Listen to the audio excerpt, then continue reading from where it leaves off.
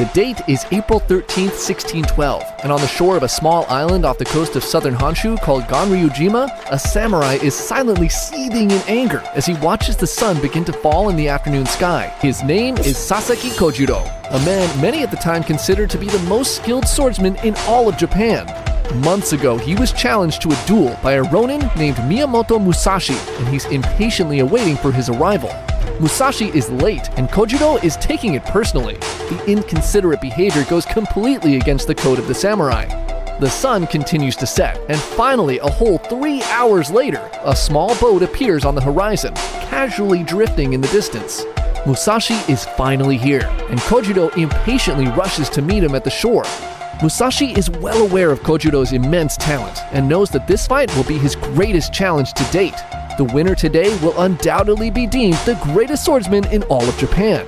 Knowing the stakes, he's gone to great lengths to make sure he's given himself every possible advantage in this duel. Musashi nonchalantly steps off the boat looking as dirty and disheveled as ever. He sees Kojiro's face and smirks. Kojiro is fuming after waiting 3 hours for his arrival. Musashi then reveals his chosen weapon for the duel, a crudely carved wooden sword that he had made out of a boat oar. Instead of showing up on time, he had spent the 3 hours carving this thing on the ride over to the island. Seeing this enrages Kojiro even more.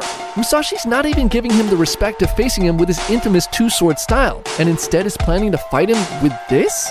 This disrespect will not go unpunished, and he unsheathes his sword and throws the scabbard to the ground, signaling this will be a duel to the death. Musashi casually comments, "You have already lost if you think you don't need your sheath anymore." And he lifts his wooden sword into a ready position. Kojiro, now fully blinded by rage, charges in using his signature technique called the swallow cut. Musashi barely dodges, and his headband is sliced off his head. He jumps away and positions himself with the setting sun at his back. The late afternoon sun reflecting off the water blinds Kojiro, and he squints to try to keep track of his opponent. Seeing this opening, Musashi heaves his wooden sword and with all his might strikes Kojiro with a blow to his head.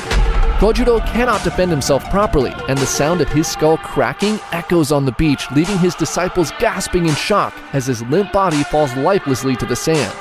The greatest samurai duel in history is over in just one strike.